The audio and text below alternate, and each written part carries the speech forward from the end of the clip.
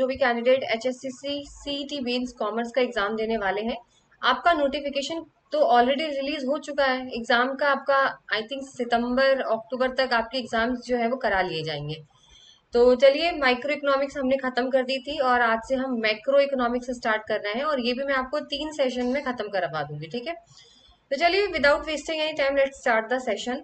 Macroeconomics deals not with the individual quantity as such, but with aggregate of these quantities, not with individual incomes, but with the national income, not with the individual prices, but with the price level, not with the individual output, but with the national output। यानी यहाँ पे simple सी बात करें तो यहाँ पर एक इंडिविजुअल के बारे में किसी भी तरीके का पढ़ाई नहीं करनी है। मैक्रो का मतलब होता है एग्रीगेशन में पढ़ना, यानी टोटल पढ़ना है हमें। अगर हम इंडिविजुअल क्वांटिटी के बारे में बात कर रहे हैं, एक एक सिंपल प्रोडक्ट के प्राइस के बारे में बात कर रहे हैं, एक प्रोडक्ट के प्राइस के बारे में बात कर रहे हैं, एक क्वांटिटी के बारे में बात कर रहे हैं, तो उसे हम माइक्रो इकोनॉमिक्स बोलते हैं। लेकिन मैक्रो का मतलब भी यही होता है कि आप टोटल एग्रीगेशन में पढ़ना। अच्छा चलिए, अभी एग्जाम्पल मैंने आपको माइक्रो के टाइम भी दिया था कि अगर मैं आपको एक जंगल में लेके जाऊं और वहां मैं आपसे बोलूं कि बहुत सारे पेड़ हैं, वहां पे हर तरीके के पेड़ आपको मिलेंगे, और अगर मैं आपसे बोलूं कि आपको सारे पेड़ों के बारे में पढ़ना है, किसके पत्ते क्या हैं, किसके फ्रूट्स क्या हैं, तो वो है मैक्रो इकोनॉमिक्स। यानी आपको अपनी पूरी इकोनॉमी पढ़नी पड़ेगी। सिर्फ एक पेड़ के बारे में मैंने आपसे नहीं बोला है कि आप सिर्फ जो है आम के पेड़ के बारे में बता दो मुझे। अगर मैं उन सारे पेड़ों में से कहती कि आप आम के पेड़ के बारे में बताओ, तो माइक्रो है। अगर अभी मैंने बोला है कि आप पूरे जितने भी पेड़ हैं सबको स्टडी करना है, दैट इज मैक्रो, ठीक है। तो मैक्रो जो है वो ग्रीक वर्ड से आया था, मैक्रोक्स मींस लार्ज। आपको पूरी स्टडी करनी पड़ेगी पूरी इकोनॉमी की, ठीक है। एक से काम नहीं चलेगा यहाँ पे। नेचर की बात करते हैं तो macro economics is relatively a new branch of economics. A full-fledged macroeconomics has appeared only after the publication of Keynes' General Theory of Employment, Interest and Money 1936। याद रखना, अगर आपसे कभी भी पूछ लिया जाए कि कीन्स की general theory of employment, interest and money किसके अंदर था, तो आप मैक्रो याद रखोगे। यानी यहाँ पे सिंपल सी बात है कि एक नई ब्रांच थी इकोनॉमिक्स की, और यहाँ पे फुल फ्लेज, यानी ये आपकी जब पब्लिश हुई थी ये बुक आपकी कीन्स की general theory of employment, interest and money, उसके बाद मैक्रो का नाम जो है वो आप लोगों को सुनने को मिला था। Macro economics more normative by nature, ये नॉर्मेटिव है। नॉर्मेटिव का मैंने आपको मतलब भी बताया था माइक्रो के अंदर। नॉर्मेटिव का मतलब होता है what is should be done, यानी क्या होना चाहिए।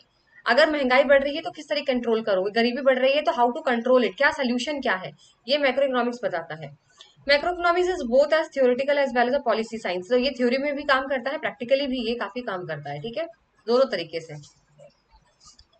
अब बात करते हैं subject matter of macro economics. Macro economics में ऐसी कौन कौन सी चीजें होती हैं जो हम लोग पढ़ते हैं, ठीक है, नॉर्मली है, क्या क्या होता है।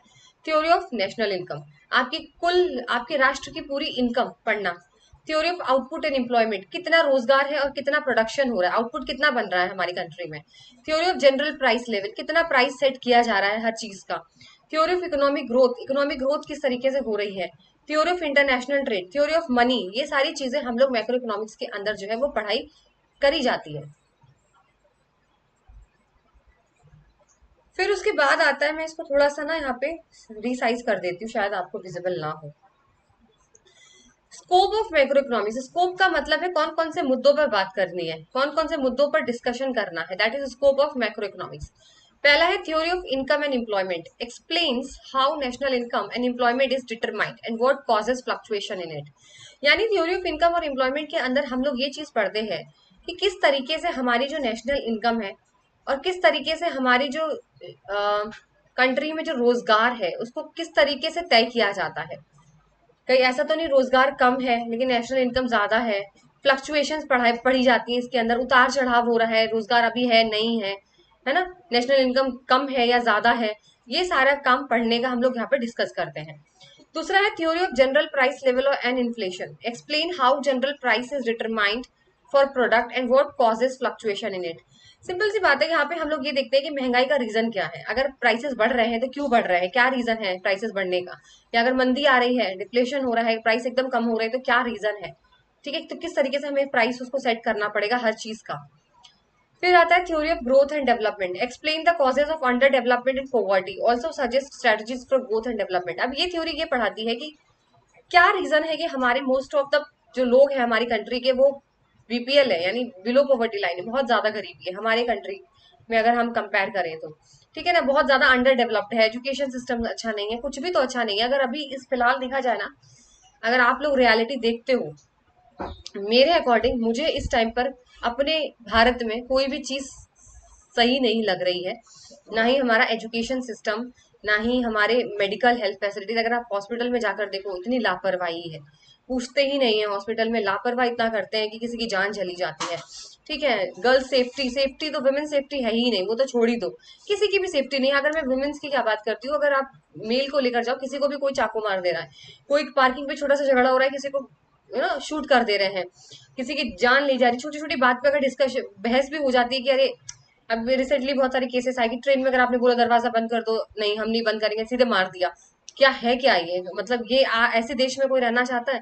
तो ये बहुत जरूरी है कॉजेज देखने का, कि हमारी जो कंट्री है वो इतनी अंडर डेवलप्ड क्यों है, ग्रोथ क्यों नहीं हो रही है कंट्री की।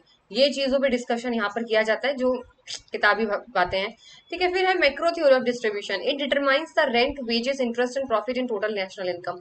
यानी अगर मैक्रो थ्योरी की बात करते हैं तो यहाँ पर जो है ये देखा जाता है कि हमारी जो नेशनल इनकम है, हमारी कंट्री में जितना भी पैसा आता है उसको किस तरीके से डिस्ट्रीब्यूट किया जाता है ना, कितनी सैलरी किसको देनी है, किस फॉर्म में दिया जाएगा, rent, wages, interest and profit. भाई एंटरप्रेन्योर है तो उसको कितना प्रॉफिट मिलना चाहिए, अगर किसी ने रेंट पे दे रखा है उसका रेंट कितना होना चाहिए, सैलरी कितनी होनी चाहिए, प्राइवेट की कितनी, गवर्नमेंट की कितनी, किस तरीके से पैसों को बांटा जाए। ठीक है, that is called macro theory of distribution. उसके बाद आपके यहाँ पे वेरिएबल्स आते हैं, जूम अगर हो जाए तो।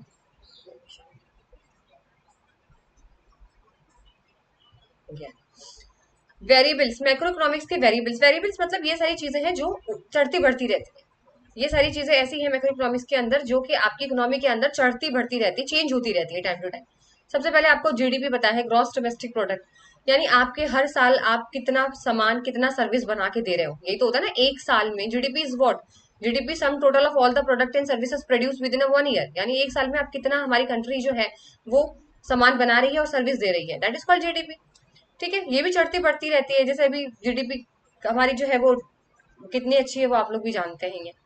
फिर आता है पब्लिक एक्सपेंडिचर्स, यानी लोगों पे कितना खर्चा किया जा रहा है, सरकार का क्या खर्चा कर क्या रही है। मुझे तो ऐसा लगता है कि फालतू की चीजों में खर्चा ही होता है, ये बन रहा है वो बन रहा है, हमें तो पता नहीं क्या फायदा, हमें तो कुछ फायदा दिख नहीं रहा है, बट कितना खर्चा हो रहा है, इंफ्रास्ट्रक्चर, रेलवेज, ट्रांसपोर्टेशन, आपकी एजुकेशन सिस्टम, हेल्थ फैसिलिटीज, इसमें क्या सरकार कितना खर्चा करती है, वो चीज है। ओवरऑल टैक्स, टैक्स आपसे कितना लिया जा रहा है, किस फॉर्म में लिया जा रहा है, जीएसटी कितनी भर रहे हो, वो तो आप लोग, टैक्स तो आप लोगों से खूब लिया जा रहा है। ठीक है, प्राइवेट कंजप्शन, हम लोग अपना कितना खर्चा कर रहे हैं, भाई हम लोगों का खर्चा कितना है, हम लोग एंटरटेनमेंट पे कितना खर्चा कर रहे हैं, हम लोग बाहर अपने राशन पे कितना खर्चा कर रहे हैं, हमारे रोजमर्रे का खर्चा। सेविंग एंड इन्वेस्टमेंट, कितना हम सेव कर रहे हैं, यानी हम कितना बचा रहे हैं, क्या हम एफडी करा रहे हैं, या हम किसी में इन्वेस्ट कर रहे हैं, जैसे म्यूचुअल फंड से इन्वेस्टमेंट हो रही है, या ये सारी चीजें है ना, या फिर जो कंपनीज है वो कितना इन्वेस्ट कर रही हैं, ये सारी चीजें देखी जाती हैं। बैलेंस ऑफ पेमेंट, अब ये रही अपनी कंट्री के बाद, अब हम चलते हैं फॉरेन में। यानी हमारे इंडिया से अगर हम दूसरी कंट्री से, हमारे कितना इंपोर्ट एक्सपोर्ट हो रहा है, कितना हमारे पास एक्सचेंज रिजर्व आ रहा है, कितना यहाँ से जा रहा है, यानी कितना एक्सपोर्ट इम्पोर्ट है, that is balance of payment. Aggregate price level, ये भी वही चीज दिखाता है कि कितना प्राइस लेवल किस हिसाब से हर चीज पे सेट किया गया है, कभी ज्यादा कभी कम, महंगाई, इन्फ्लेशन से रिलेटेड है ये सारी चीजें। तो ये आपके मैक्रो इकोनॉमिक्स वेरिएबल्स के अंदर आते हैं।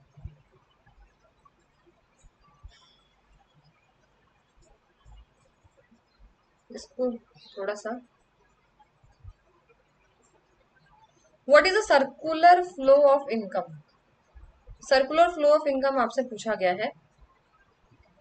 Circular flow of income shows the connection or linkage between the different sectors of the economic. In can be explained with the help of economic model, जिसे आप चार्ट देख रहे हो। Circular flow of model is a picture of market economic action. It tells how the money flows in the economics.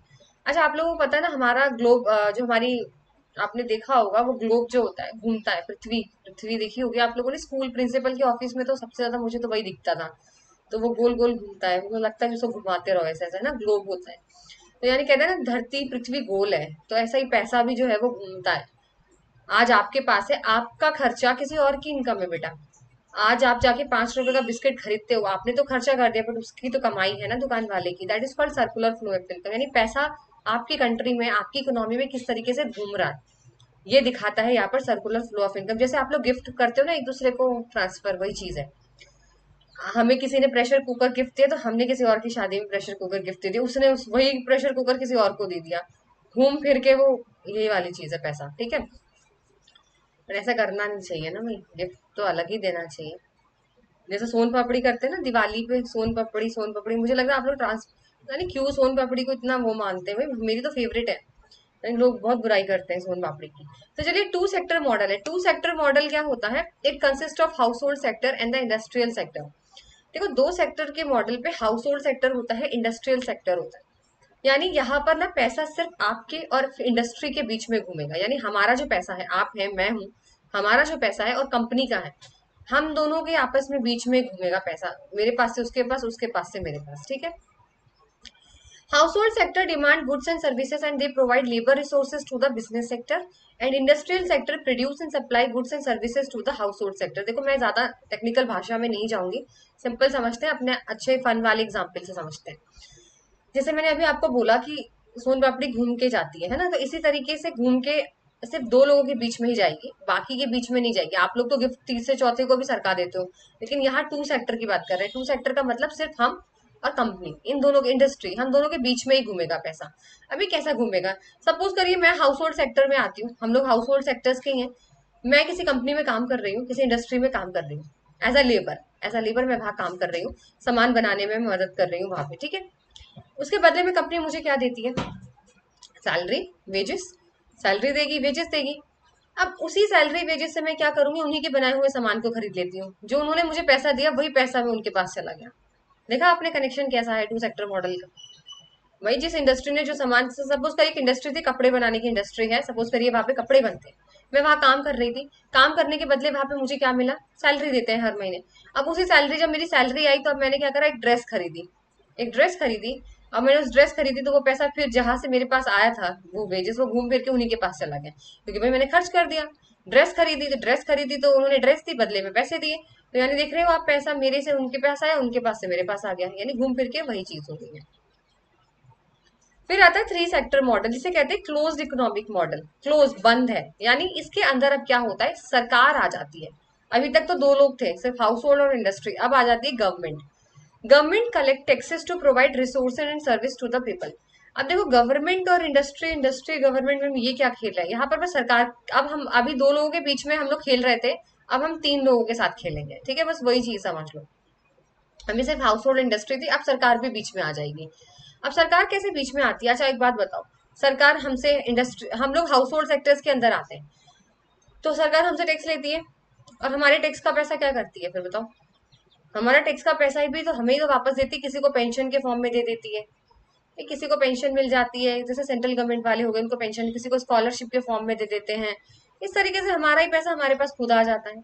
वही ऐसे industry और government की बात करें तो गवर्नमेंट इंडस्ट्री से भी टैक्स लेती है, लेती कि नहीं लेती है? भाई वो भी तो टैक्स, सामान बनता है उस पर टैक्स देती है।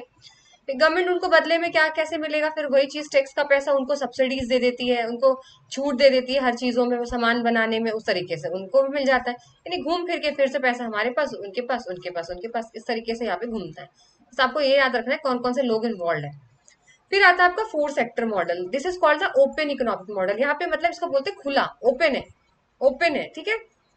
अब यहाँ पर पहले कौन थे? हाउस होल्ड थे, इंडस्ट्री थी, अब गवर्नमेंट। अब यहाँ पर आ जाता है फॉरेन सेक्टर, अब हम विदेश पहुंचते हैं, विदेशों के लिए दरवाजा खुला हुआ है। ठीक है।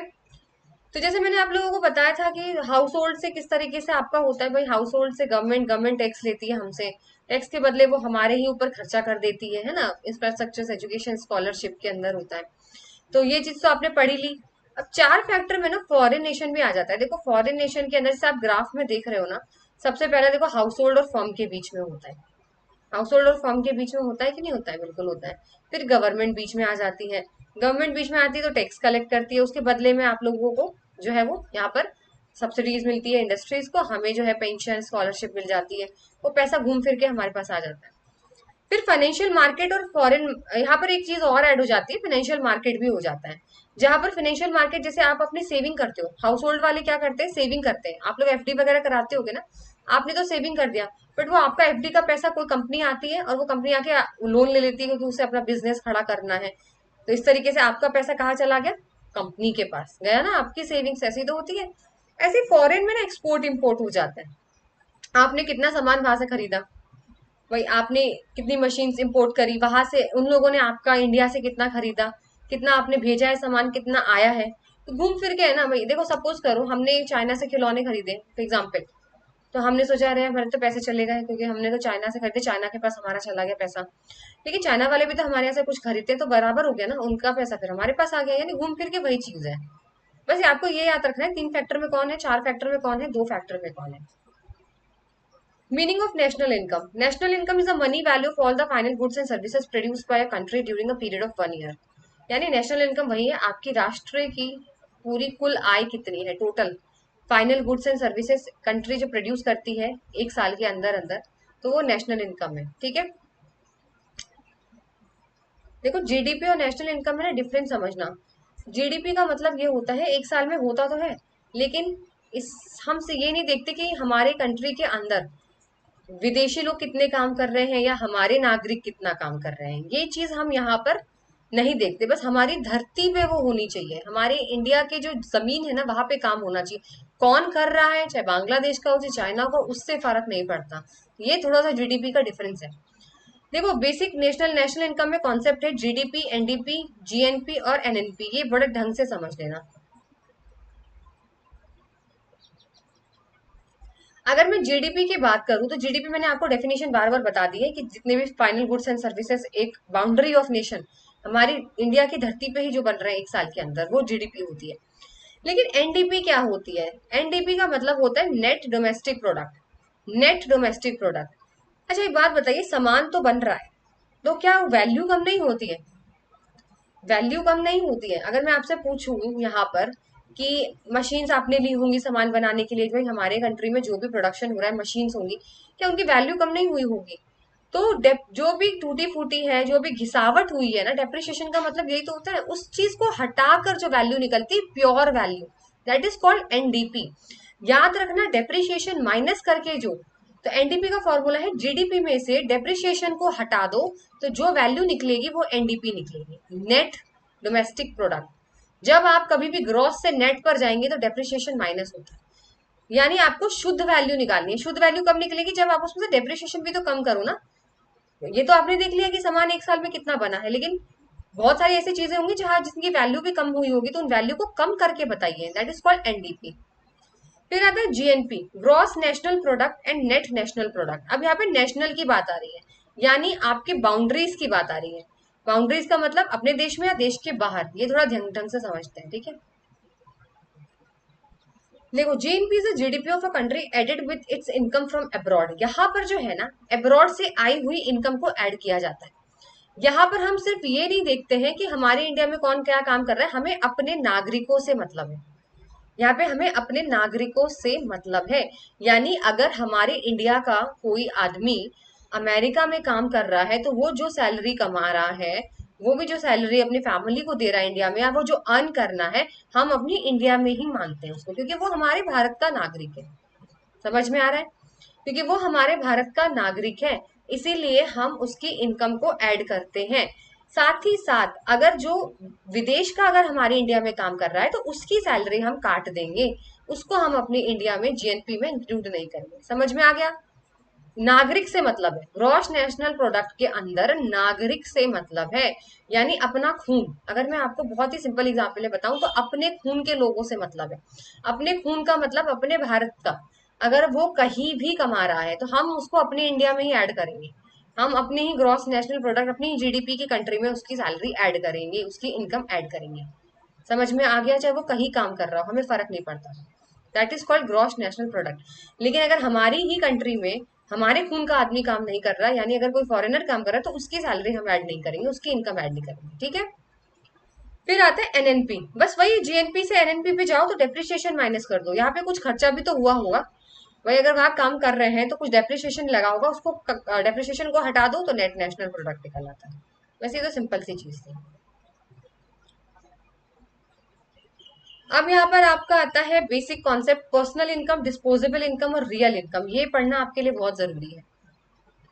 सबसे पहले अगर मैं बात करूं पर्सनल इनकम की, देखो पर्सनल इनकम का सिंपल सा मतलब होता है आपकी इनकम, आपने जो कमाई है वही आपकी इनकम। जो आपके हाथ में इनकम आई है 50,000, 60,000, जो भी आप महीने का कमाते हो, वो आपकी इनकम है, पर्सनल इनकम है। ठीक है ना, इसमें कोई भी किसी भी तरीके का कुछ कटेगा नहीं, किसी भी तरीके का कुछ कटेगा नहीं, जो आपकी इन हैंड में है। मतलब यानी आपके जो डॉक्यूमेंट में आपकी ग्रॉस सैलरी नहीं आती है, फिर बाद में कटते ना टैक्स वैक्स, ये तो बात की है, उसमें कुछ कटेगा नहीं, that is called personal income. ठीक है, देखो इसके अंदर जो है वो बहुत सारी चीजें भी आ जाती हैं, जैसे सपोज करिए आपकी नेशनल इनकम भी इसके अंदर आ जाती है, अनडिस्ट्रीब्यूटेड कॉर्पोरेट प्रॉफिट, कोई कंपनी है उसने प्रॉफिट कमाया, क्योंकि कभी कभी पूछ लेते हैं पर्सनल इनकम के अंदर क्या क्या आता है, तो वो आपको याद होना चाहिए। वैसे मैं जूम कर देती हूँ, शायद आपको दिख जाए। ठीक है, नेशनल इनकम तो आती है, साथ ही साथ कॉर्पोरेट का प्रॉफिट जो बच जाता है, ताकि वो बचा के रखते हैं ना, कुछ कंपनीज अपने प्रॉफिट बचा के रखती है ताकि वो अगले में इन्वेस्ट कर सके, तो वो भी पर्सनल इनकम है। ठीक है ना, तो वो सारी चीजें हैं। कॉर्पोरेट इनकम टैक्स है, वो भी है, सोशल सिक्योरिटी कंट्रीब्यूशन है, ट्रांसफर पेमेंट है।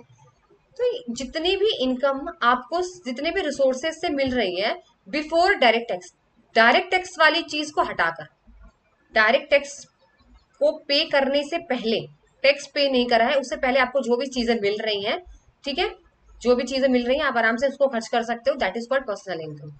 लेकिन अगर मैं बात करूं डिस्पोजेबल पर्सनल इनकम की, तो बेटा डिस्पोजेबल पर्सनल इनकम के अंदर टैक्स काटने के बाद और कोई भी पेनल्टी लगती है आपके, सपोज करिए आपका चालान कट गया, आपने ड्राइविंग सही से नहीं करी, आपका चालान कटा, आपने हेलमेट नहीं पहना, कुछ भी, तो दो चीजें याद रखिएगा, डिस्पोजल में टैक्स पे कर दोगे, साथ ही साथ किसी भी तरीके का पेनल्टी पे करने के बाद जो बचेगा अब आप खर्च कर सकते हो। सपोज करिए आपकी 10,000 की सैलरी थी, उसमें आपका ये 2,000 का टैक्स हुआ, उसमें आपका 1,000 का चालान था, कहीं आपने पेनल्टी आपने कटवा ली, तो यानी 7,000 रुपए बचे, तो 7,000 अब आप आराम से खर्च कर सकते हो, यानी टैक्स कटने के बाद। और पर्सनल इनकम क्या होता है, टैक्स से पहले। फिर आता है रियल इनकम और नॉमिनल इनकम। देखो रियल इनकम नॉमिनल इनकम ढंग से समझना। अगर मैं बात करूं यहाँ पे नॉमिनल की बताती हूँ, नॉमिनल का मतलब आपकी कागज में जो आपकी सैलरी, अगर मैंने आपकी बोली आपकी सैलरी 50,000 से बढ़कर 60,000 हो चुकी है, तो यानी 60,000 बिना महंगाई को एडजस्ट किए हुए। यहाँ पर महंगाई महंगाई कुछ नहीं देख रहे, बस कागज में आपको दिख रहा है 50,000 से 60,000 सैलरी हो गई, तो वो है नॉमिनल इनकम। लेकिन रियल इनकम जो है वो महंगाई को हटाकर जो आपकी इनकम है। अगर मैं आपसे बोलूं कि अगर अभी मैं अभी कुछ टाइम पहले की बात करती हूँ, चलो बहुत पुराने की, तो 2 रुपए में पहले जो है वो टॉफी आया करती थी, दो टॉफी तो नहीं आया करती थी, जहां मैं पहले रहती थी, चलो मैं पहले पहले मैं जहाँ रही हूँ, मेरा बचपन में मैं जहाँ रही हूँ, वहाँ 2 रुपए की लौंग लता आती थी, आपको अगर हमने सुना होगा, डिजर्ट है, एक मिठाई है लौंग लता। ठीक है, 2 रुपए की आया करती थी, क्या अब वो मुझे 2 रुपए में मिलेगी? पहले 2 रुपए में एक मिलती थी, अब मुझे लगता है शायद 30-40 रुपए की एक मिलती होगी, मैंने मुझे पता नहीं, उस टाइम के बाद से मैंने कभी नहीं खाई, बट वो 30 या 20-25-30 रुपए की एक अब एक मिलेगी। तो यानी आपकी सैलरी तो बढ़ गई, लेकिन आपकी बेटा रियल इनकम नहीं बढ़ी। रियल इनकम का मतलब आपकी खरीदने की क्षमता, अब भी आप एक ही खरीद रहे हो, अब भी आप एक ही खरीद रहे हो, शायद ना भी खरीदो। अगर मैं कहूँ 2 रुपए की दो आया करती थी, तो अब आप 20 रुपए की एक ही खरीदोगे, यानी आपकी क्षमता वही की वही रही, सैलरी नाम नाम की बढ़ी है, रियल इनकम नहीं बढ़ी है। रियल इनकम का मतलब आपकी खरीदने की क्षमता नहीं बढ़ पाई, अब वो इतना महंगा हो गया है कि आप अब नहीं खरीद सकते वो वाली चीजें, पहले वो चीज खरीदते थे, that is called real income. ठीक है, अब ये फॉर्मूले का स्क्रीनशॉट ले लो, ये फॉर्मूले हैं, डायरेक्ट क्वेश्चन यहाँ से एग्जाम में आते हैं। अगर आपका क्वेश्चन पूछा गया है कि आपको एनएनपी बताना है, net national product at market price बताना है, ठीक है, तो आपको जीएनपी में से, मार्केट प्राइस जीएनपी दिया रहेगा, उसमें से डेप्रिसिएशन माइनस करना है। याद रखना, जी से एन पे जाओगे ना तो डेप्रिसिएशन माइनस होता है, ये आप लोगों को शॉर्ट ट्रिक है, जी से एन पे जाओगे तो डेप्रिसिएशन क्या होता है, माइनस होता है। समझ में आ गया? वही अगर आपसे पूछा जाए कि आपको जीएनपी से जीडीपी में जाना है, तो फिर आप यहाँ पर net income from abroad minus करोगे, ये फॉर्मूला आपको याद होने चाहिए। जीएनपी एट मार्केट प्राइस में अगर आप नेट इनडायरेक्ट टैक्सेस को माइनस करते हो, तो जीएनपी एट फैक्टर कॉस्ट निकलता है। यानी अगर मैं आपसे बोलूं कि मार्केट से फैक्टर पे जाना है, मार्केट से फैक्टर पे जाना है, तो कैसे जाओगे? मार्केट से फैक्टर पे जाने के लिए नेट इनडायरेक्ट टैक्स को माइनस करना होता है।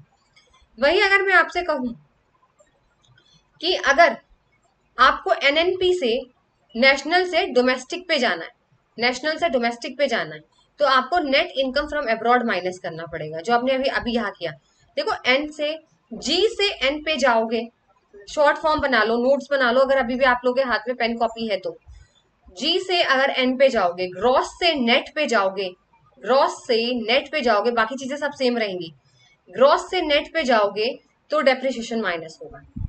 अगर नेशनल से डोमेस्टिक पे जाओगे, नेशनल से डोमेस्टिक पे जाओगे, तो net income from abroad minus होगा। ठीक है, अगर आप मार्केट प्राइस से फैक्टर पे जाते हो तो नेट इनडायरेक्ट टैक्स माइनस होता है। आ गया समझ में? वही चीज है, सेम घुमा फिरा के फॉर्मूले, बस ये तीन चीज याद रखना। उसके बाद फिर आप ये नेक्स्ट फॉर्मूला, इसमें यही फॉर्मूले का खेल है और कुछ भी नहीं है। ठीक है, अगर आप मार्केट प्राइस से फैक्टर पे जाते हो तो नेट इनडायरेक्ट टैक्स माइनस करोगे।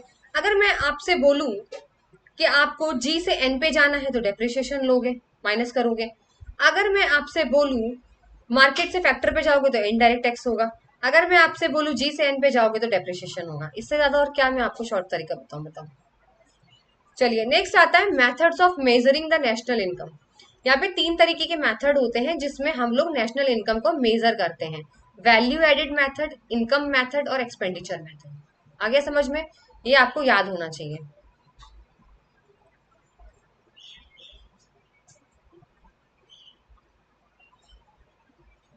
ठीक है, वैल्यू एडेड मेथड की बात करते हैं। In order to avoid double counting, value added at each stage of production should be calculated to arrive at GNP.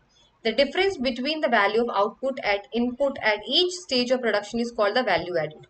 By summing such value added for all industries in the economy, GNP can be found out. देखो, अगर आपसे पूछे ऐसा कौन सा method है जिसमें हम लोग डबल काउंटिंग से बच सकते हैं, तो याद रखना वैल्यू एडेड मेथड है। वैल्यू एडेड मेथड से हम लोग डबल काउंटिंग से बच सकते हैं। कैसे बच सकते हैं, मैं आपको वैल्यू एडेड करने एक छोटा सा एग्जाम्पल देती हूँ, यहाँ पे ढंग से समझना। ठीक है, चलिए सपोज करिए कि आपका फार्मर है, स्टेज 1, स्टेज 2, स्टेज 3। फार्मर का एग्जाम्पल लेके चलेंगे बेटा। ठीक है, और दूसरा आपका मिल वाला है, मिल वाला है, मिल जो होती है ना, मिल बनती है जब सामान बनता है। और तीसरा आपका ब्रेड मेकर है, बेकरी, बेकरी वाला है, बेकरी वाला लगा लो। ब्रेड मेकर क्या होता है, बेकरी होता है ना। ठीक है, अब मैंने आपसे बोला ये तीन लोग हैं और तीन स्टेजेस होंगे यहाँ पे आपके। कितने स्टेजेस होंगे? तीन स्टेज। फर्स्ट स्टेज, हाँ, यहाँ पे थोड़ा सा मैं और जूम करती हूँ, यहाँ पे रुक जाओ एक मिनट।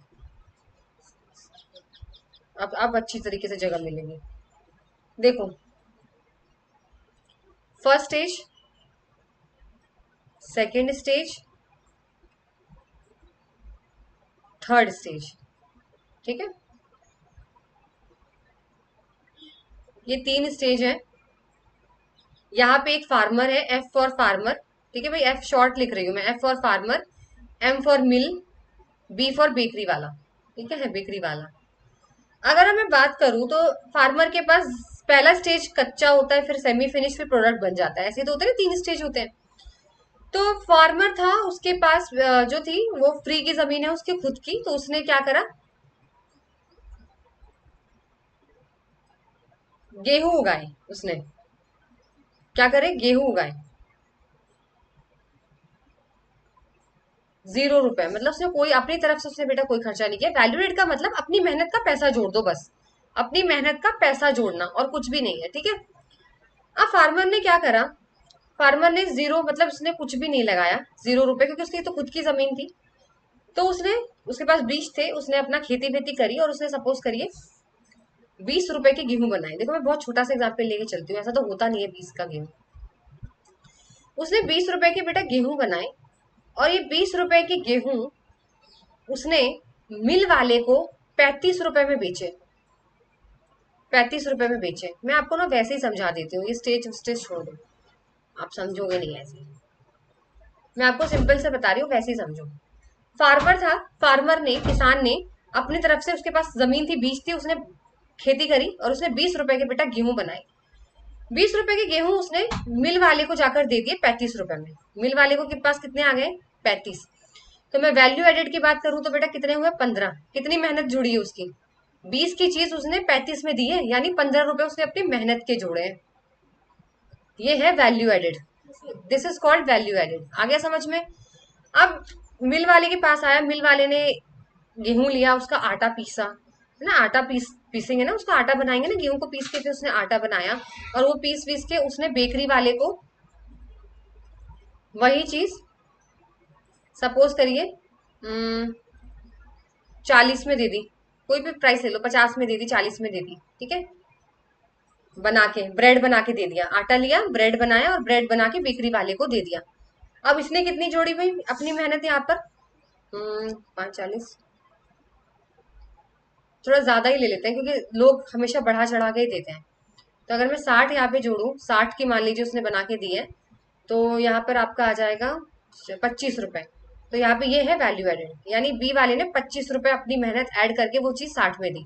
अब बेकरी वाला आपको वो 60 रुपए की चीज देगा यहाँ पर 100 रुपए में, यानी यहाँ पे सीधे डायरेक्ट 40 रुपए का खर्चा। आपको सीधे 100 रुपए की पेस्ट्री मिलेगी भाई।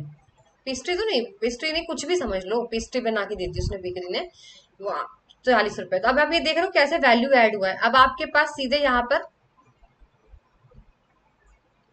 आपके पास सीधे आप यहाँ पे देख रहे हो कि ये चीजें कैसे वैल्यू ऐड होती जा रही है, यानी अपनी मेहनत का पैसा यहाँ पर ऐड होता जा रहा है और कुछ भी यहाँ पर नहीं है। आ गया समझ में? यानी शुरुआत वाले ने 15 रुपए अपनी मेहनत जोड़ के दिए, फिर जो बीच वाला आया मिल वाला, मिल वाले ने अपनी मेहनत जोड़ के और दिए, है ना, 25 रुपए और एक्स्ट्रा लगा के दिए, भाई उसकी भी मेहनत थी। फिर जो आप बेकरी वाला है उसका अवन का खर्चा और ये सब वो सब उसने क्रीम व्रीम भी लगाई होगी जो भी है, वो लगा के उसने आपको फाइनल 100 रुपए में बेचा है, यानी 40 रुपए उसने अपनी तरफ से ऐड किया। तो यानी इसमें सिंपल सी मतलब है, वैल्यू ऐड होती है हर स्टेज पर, मेहनत का पैसा सब ऐड करते हैं यहाँ पे, ठीक है।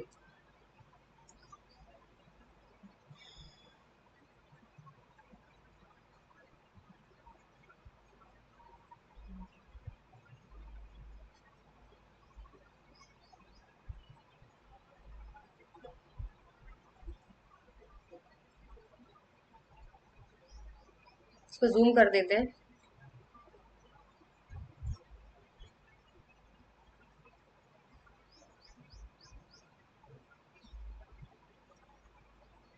इसमें मुझे आप लोगों को एग्जाम्पल आई थिंक यहाँ पे मैंने दिया नहीं आया एग्जाम्पल, वैसे इसने, चलो कोई बात नहीं।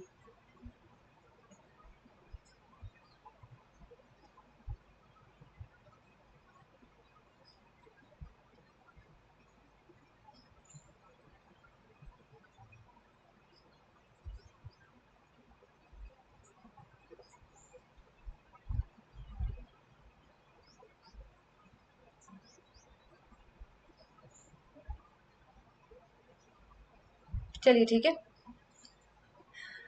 आई होप आप लोगों को समझ में आ गया हो। बस अपने मेहनत का पैसा यहाँ पर जोड़ना होता है और कुछ भी नहीं है यहाँ पर, ठीक है। अभी भी अगर आपको समझ में नहीं आए तो फिर भी मैं बता देती हूँ। देखो भाई, फार्मर जो है, किसान जो है, क्योंकि मुझे पता नहीं चलेगा ना आपको समझ में आया या नहीं आया। फार्मर जो है वो शुरू में उसने 0 रुपए लगाए, ठीक है, 0 लगा के उसे, चलो हमने 20 ज्यादा ले लिए तो 100 ले लेते हैं, 100 रुपए में उसने गेहूं का जो है उसने बना के तैयार किए ना, ठीक है। यहाँ पे 100 - 0 कितना हुआ, 100 ही वैल्यू ऐड हुई है ना, क्योंकि भाई 100 के 100 ही हो गए। अब मिल वाला आता है, मिल वाला जो है 100 रुपए में खरीदेगा, भाई 100 रुपए में ही तो खरीदेगा मिल वाला। 100 रुपए में खरीद के आपको 150 रुपए में वो यहाँ पर उसने वो बना दिया, जो भी ब्रेड ब्रेड जो भी बनाया उसने, ठीक है। तो यहाँ कितना वैल्यू एडिशन हुआ बेटा, मेहनत का पैसा 50 हुआ कि नहीं हुआ। फिर उसके बाद ब्रेड बेकरी वाला आ गया, ठीक है। वहां से अब इसने 150 में देके कि भैया तुम 150 रुपए में ले लो, तो उसने 150 में ले लिया। और डेढ़, ये मुझे एग्जाम्पल आप लोगों को ना एडिशन देना चाहिए था, कोई बात नहीं, मैं आपको रिटर्न करके बता देती हूँ, वैसे आप ज्यादा समझ जाते अगर मैं आपको पूरे टेबल फॉर्मेट में देती तो। ठीक है, 150 की जगह अब उसने अपना जो भी, मतलब जो भी उसने आटा वाटा जो भी करके बनाया है, उसने सपोज करिए यहाँ पे अमाउंट ले लो, कोई भी अमाउंट ले लो यहाँ पे, ठीक है।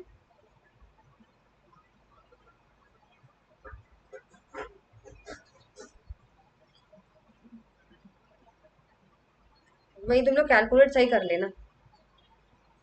अब इनके बीच का डिफरेंस 100 ही तो होगा। हाँ तो 100 ही तो है, सही तो है, 100 होगा इनका, ठीक है। देखो इस तरीके से ये चीज है, ये है वैल्यू एडिशन। ये वैल्यू मतलब ये लोग अपनी मेहनत ऐड करते हैं बेटा। शुरुआत में फार्मर के पास तो कुछ उसने खरीदा नहीं था, 100 रुपए में उसने बस बेचा बेचा है, तो उसके तो 100 के 100 ही रहेगी। फिर मिल वाले ने 100 रुपए का खरीदा गेहूं, क्योंकि 100 रुपए गेहूं खरीदे, और 150 में उसने अपना जो भी पिसवाया है, जो भी काम करा है, तो यानी 50 की मेहनत है उसकी 150, ठीक है। फिर वो 150 बेकरी वाले को दे दिया, बेकरी वाले ने 150 में वो ब्रेड खरीदी, उसमें उसने केक क्रीम व्रीम लगाई, चेरी वेरी लगा के उसने 250 रुपए का माल तैयार कर दिया, ठीक है। और वो 250 रुपए में आपको पेस्ट्री उसने बेच दी, तो यानी 100 रुपए इसकी मेहनत है, यानी ये मेहनत ऐसे जुड़ी हुई है, ठीक है। ये मैंने आप प्रॉपर आपको टेबल फॉर्मेट में दिखा दिया, तब तो मैंने वैसे सिंपल एग्जाम्पल से समझा दिया था, ये टेबल फॉर्मेट है पूरा।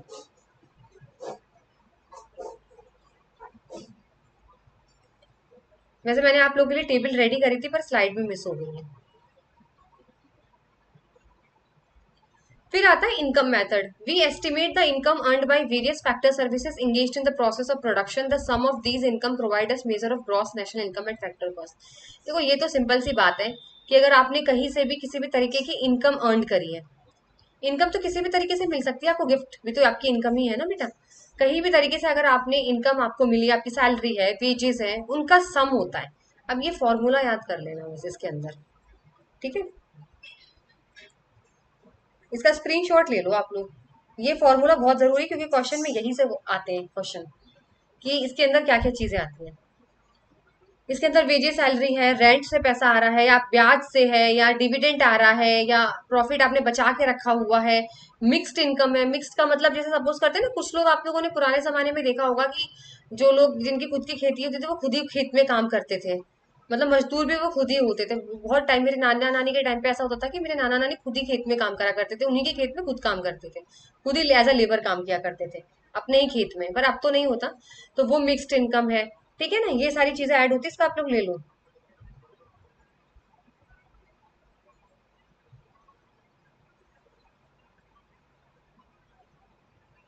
ये याद रखना चाहिए आपको बस, किस किस चीज से क्या क्या ऐड हो रहा है। फिर आता है एक्सपेंडिचर मेथड। एक्सपेंडिचर का मतलब खर्चा। Professor Samuelson call this as flow of product approach भी बोला जाता है इसे। In India it is also known as outlay method भी बोला जाता है इसे।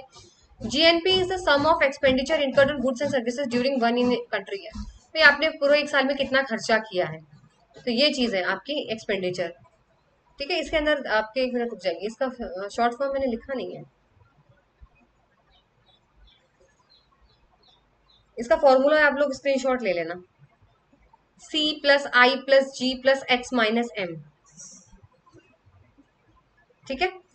सी से कंजप्शन। कंजप्शन कैसा, जो हम लोग कंज्यूम कर रहे हैं, ठीक है। जैसे हम लोग क्या कंज्यूम कर रहे हैं, हमारी जो डेली कपड़े, भोजन, हमारा डॉक्टर की फीस, हमारा ये सारा कुल खर्च, ठीक है। आई फॉर आपका इन्वेस्टमेंट, भाई नई नई मशीनें खरीद रही है सरकार, चाइना से आ रहे हैं, है ना। नहीं, चाइना से क्यों, सरकार तो अलग चीज है, इन्वेस्टमेंट जो कंपनी करती है। कंपनी नई नई मशीन खरीद रही है, कंपनी इन्वेस्टमेंट कर रही है, दैट इज कॉल्ड इन्वेस्टमेंट, किसी भी तरीके का खर्चा करना, ठीक है। फिर उसके बाद आपका आता है जी, गवर्नमेंट का एक्सपेंडिचर। गवर्नमेंट भी तो मंगाती है।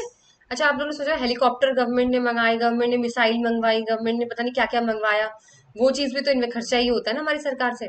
और एक्स माइनस एन होता है आपका इम्पोर्ट और एक्सपोर्ट, कितना आपने इम्पोर्ट किया, कितना आपने एक्सपोर्ट किया, वो चीज है एक्स माइनस एन, ठीक है। ये मैं आपको ओरली बता रही हूँ पर आप लोग नोट डाउन कर लेना। सी फॉर प्राइवेट कंजप्शन, जो हम लोग खर्चा करते हैं। आई फॉर इन्वेस्टमेंट, जो कंपनी खर्चा कर रही है मशीन मंगाने के लिए। जी फॉर गवर्नमेंट का खर्चा, गवर्नमेंट भी तो मंगाती है।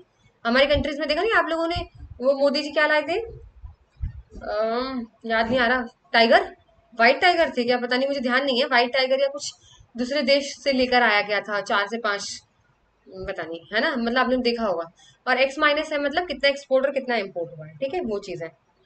हमारे यहाँ से कितना सामान गया है, हमने उनसे कितना सामान लिया है, तो उनका सबका सम, सबको जोड़ दो, अपना खर्चा, सरकार का, इन्वेस्टमेंट का, सारा खर्चा जोड़ के एक्सपेंडिचर मेथड निकल के आता है, ठीक है। हम सबको सम कर देते हैं, ऐड कर देते हैं, तो हमें जो है वो gross national expenditure eight market price निकल कर आता है। क्या निकल कर आता है, GNMP, याद रखना, gross national expenditure eight market price. तो चलिए आज का सेशन आप यहीं तक था, क्योंकि ज्यादा कंफ्यूजन क्रिएट नहीं करूंगी और सेशन को लंबा करके। नेक्स्ट जो है वो नेक्स्ट टॉपिक रहेगा, और फिर उसके बाद आपका इन्फ्लेशन है, 3 पार्ट में ही खत्म हो जाएगा मैक्रो। तो बस समझने की कोशिश करो, और कुछ ज्यादा इसमें नहीं है, इसमें बस आपको फॉर्मूले याद रखने हैं। देखो मैक्रो के अंदर ना क्वेश्चन कहीं से ज्यादा डीप नहीं आता है। मैक्रो से क्वेश्चन आएगा आपका एक्सपेंडिचर, वैल्यू एडेड, इनका इनका आपका फॉर्मूला पूछेगा, जो मैंने अभी आपको चार्ट दिखाया है, ये बहुत इंपॉर्टेंट। देखो मैंने एक साथ ही सारे चार्ट मैंने आपको यहाँ दिखा दिए हैं। ये चार्ट से ही क्वेश्चन आते हैं, न्यूमेरिकल भी आएंगे ना तो भी आप कर लोगे, क्योंकि अगर आपको फॉर्मूले याद है तो, ठीक है। बस आपसे ज्यादा नहीं पूछा जाएगा वहां पे क्वेश्चन, बाकी सारी चीजें तो डेफिनेशन है, और कुछ ज्यादा याद करने का थोड़ी ना है। चलिए ठीक है। बाकी अगर आपको सेशन अच्छा लगता है तो कमेंट सेक्शन में जरूर बताइएगा। तब तक आपसे मिलते हैं नेक्स्ट सेशन में। Till then goodbye, take care.